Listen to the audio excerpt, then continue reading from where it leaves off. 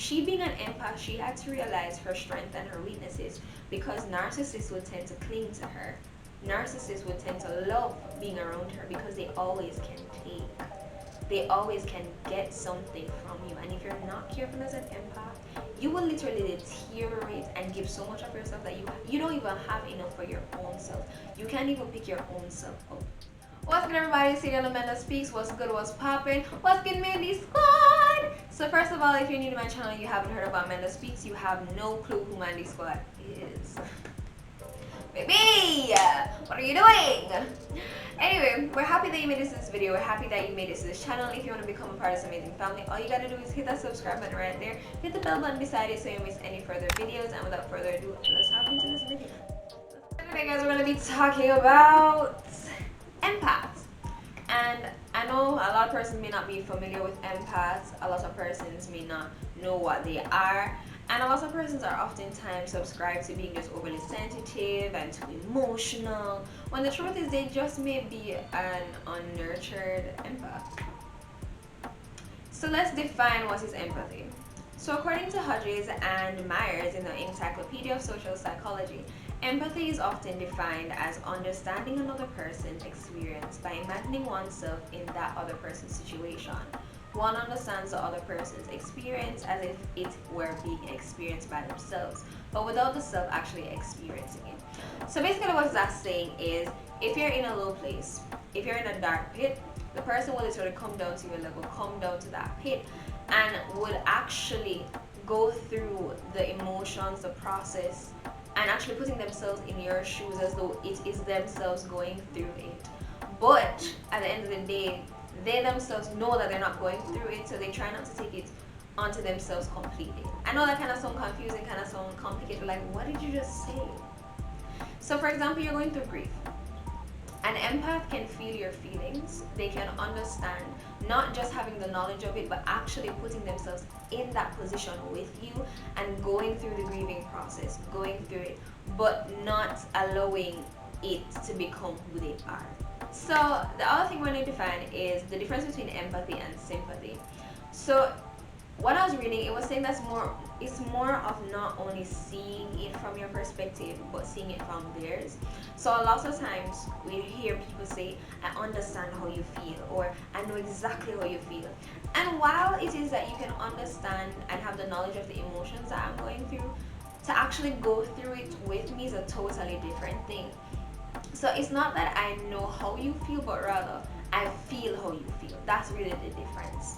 With sympathy, you could have gone through the same experience and you have the knowledge of how it is experienced and what the emotions may be, but you don't necessarily go through the emotions with a person. You may feel sympathy for a person, you may feel sorry, which honestly, sympathy displays compassion, sorrow, and pity towards a person, while empathy is able to literally enter the person's world and feel with them, but also understand that they are also outside of their world. So that's what I was trying to explain before.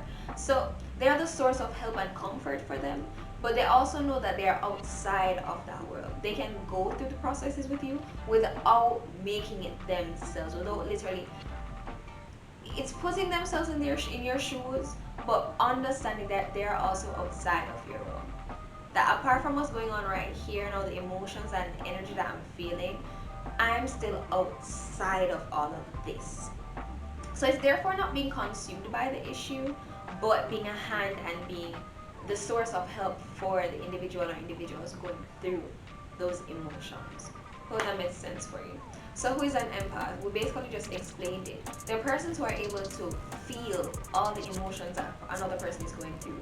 There are also individuals who can feel the energy and the aura that is being given off in a room. And that's why a lot of times, as I said in my previous video, that introverts sometimes, a lot of times, can be empaths. They just don't know it. Because empaths also don't necessarily or can't necessarily handle being in a crowded space because they're feeling a lot of energy. They're feeling things that even persons may be unaware that they're feeling. They also have the capabilities to know what's going on without even having the verbiage for it. And I know a lot of times that used to happen to me, in the sense where I never understand why is it that I be so irritated around a person? Why is it that I feel so depressed around certain persons? Why is it that I feel so comfortable around certain persons? And that was because the energy, the emotions, the aura that they were giving off was reflecting and bouncing on, well, not really reflecting, but it was bouncing on me. It was penetrating my barriers, and I could honestly acknowledge and I could understand what was going on in the moment.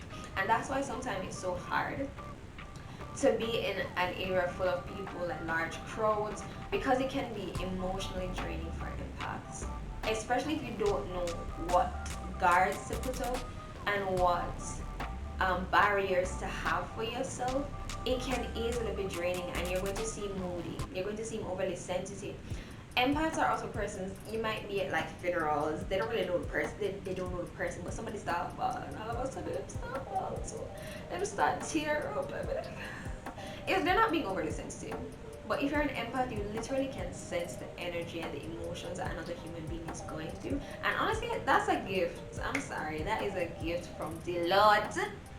Because empaths tend to, a lot of empaths, not all of them, but they tend to be emotionally intelligent. Again, you can know the emotion that's going on without even having the verbiage for it. So what are some positives of being empaths? You can easily tell when there's a shift in the room. When somebody is going through something that they didn't even tell you what's going on, and this is totally and separate apart from discernment. But I think they tie in because there are different types of empath, which you guys can go and look at on another time. I'll just give you a run over of some that I found. So some you have physical empaths, you have emotional empath, intuitive empath, dream empaths, which for me that was kind of like, huh? Are you sure about that? I'm not sure, but you can look into them as I'm going to look into some of them as well. You have plant empath, animal empath, earth empath. Animal empath for me kind of reminded me of, you know, like dog whisperer, horse whisperers, them type of something where they would go and they talk to the horses, they'd understand the emotions that the animals are feeling, and they tell you and translate it to the human beings. Yeah, I said earth empath. And those are just some that I found. But if you find any more, you can also leave it in the comment section, and we can have a full-blown discussion about how, you know, what it is, anybody that can relate to it. But positives about being an empath again is being able to detect emotions in a room, being able to tell when things are off, when things are not necessarily right.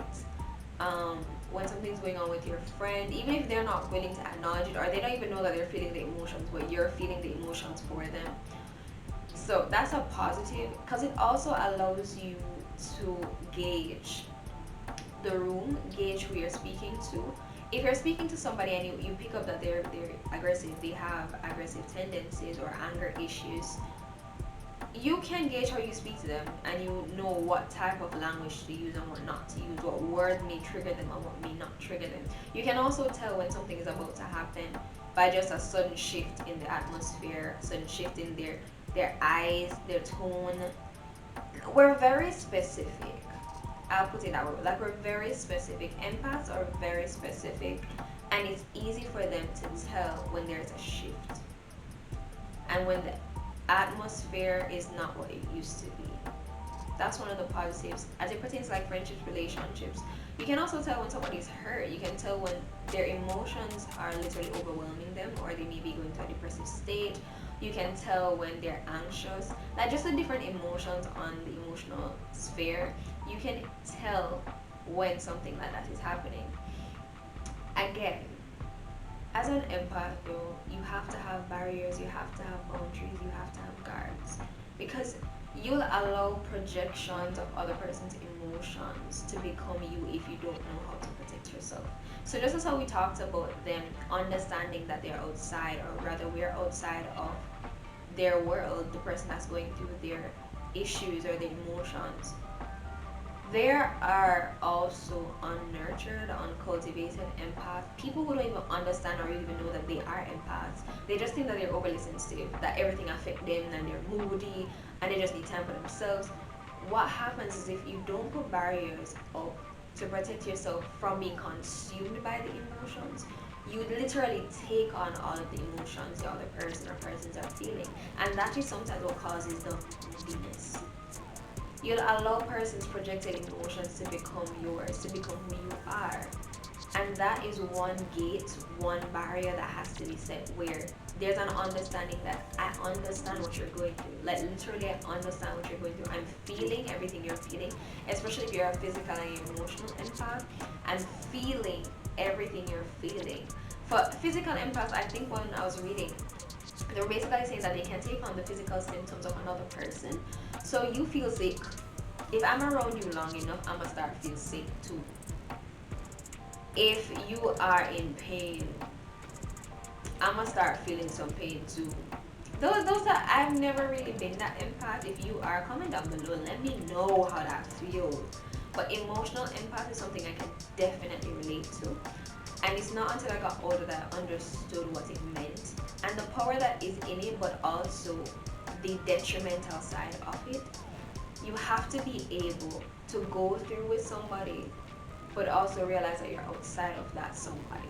As well as you have to know what you can take from what you can't take. You can't just take on everybody's emotion. You have to surround yourself and create your own atmosphere at times to be healthy. Because if you're always around persons that are broken, that are troubled, it's gonna affect you. It's going to affect you in ways that you didn't even imagine, and you'll find yourself thinking, going through an episode or going through a depressive state where you didn't even push yourself into or bring yourself into, but somebody else's emotion pushed you there. So you have to be very, very, very cautious about the environment that you're in. You also need to have people that can help you to protect yourself, because sometimes we can be the helping hands, the people who want to help, who want to do everything for somebody else, who, you know, wants to be that source of comfort. And our friends have to be like, you literally just went through that with somebody else like 15 minutes ago. Your energy is not all the way up, and you need to get by yourself, or you need to go and have some fun, be around some positive energy for a while, go pray, go celebrate, go dance, go sit, whatever it is. You need to go and rejuvenate yourself so you don't crash. Okay, so it's important to have persons around you that can also see that you're deteriorating, because sometimes we can get so caught up in being the helping hand and being the comfort and being, you know, the source of love, the source of, as I said, comfort, the source of power for some persons as well, that we drain our own selves. And I remember somebody posting, I think it was Tia Murray, on Instagram one time, that she, being an empath, she had to realize her strength and her weaknesses, because narcissists would tend to cling to her. Narcissists would tend to love being around her because they always can take.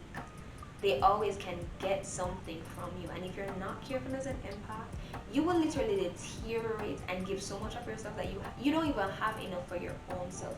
You can't even pick your own self up. And even as an empath, I had to realize that you cannot help everybody, one. And as empaths, we really need to understand this. We cannot help everybody. We can't help everybody, especially at once. We can't. And taking time out for yourself is incredibly important. You can't always be surrounded by the broken people. You can't always be surrounded by the narcissistic people. You can't always be surrounded by the problematic people.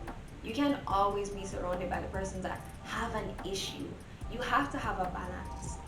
You have to have a balance. And it's not that we can't sustain ourselves, but with all of those emotions being projected and coming our way, if we're not careful, we literally take on all those emotions and harbor them, and it sticks all over our system, all over our souls, all over our spirit, and we feel so bogged down and weighed down that we literally cannot get up. We can't get up. So as an empath, have your barriers up. Know when it's time to leave, time to get a break, time to just skedaddle and get rejuvenation. Know when it is that you need to just be by yourself and not be surrounded by people. And know when to not surround yourself around certain persons. You don't always have to be around broken people. They might be attracted to you because of what you can give them and the energy that you give. You don't always have to be around narcissistic people. You don't always have to be around problematic people. You don't always have to be around dramatic people either.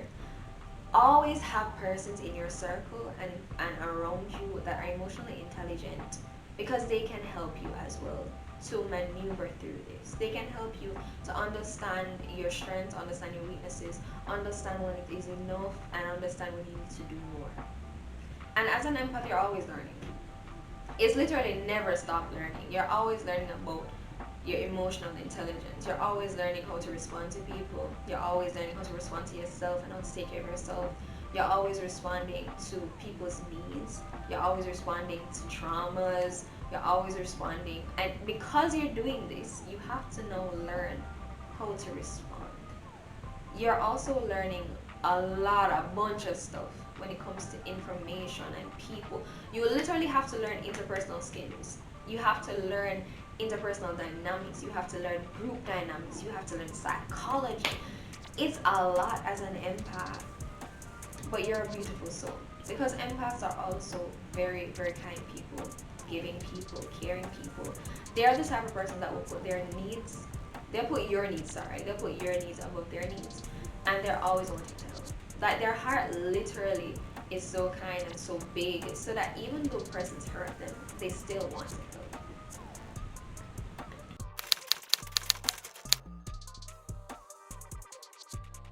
But you have to be careful as an empath, because feeling too many emotions and not knowing what to do with them can cause you to crash. I hope you enjoyed this little episode. I think it was really short. But if you want me to go in depth in some of the types of empaths, let me know and try to give this video a like. Comment down below #empath and I'll definitely know what you're talking about. But guys, I hope you enjoyed. I hope you learned something. I hope you could relate to something as well. If you could, let me definitely know in the comment section below. I'd love to know what type of empath you are, just some of your empathetic experiences, and what it's like living as an empath. Because I know for me, because I'm learning all of these things now, I understand where I'm coming from. I understand it's not that I'm overly sensitive, but it's just that I'm feeling too many emotions at once, and sometimes it can become so I guess anxious or anxiety driven, that I need to be careful that I don't send myself into an anxiety attack, or I don't send myself into a depressive state, or that I don't take on person's emotions as though it's mine, but understand that I'm a source. I can help, I can feel with you, not for you, but with you, but also understand that I'm outside of your situation nonetheless. So guys, I hope you enjoyed this conversation. Ensure to give this video a like. And if you're new here, subscribe. What you're doing, subscribe to the channel. As you can clearly see, we are all about growing and glowing and living our best lives. We're all about staying true to ourselves. You know, we value transparency around here. We value community and family, and just growing together as a community. And that's about it, guys. Share with a friend, share with a family, because we plan to grow. We're heading to 500 subscribers. Let's do it. I know we can do it. I know we can do it. Let's go. But until next time, guys.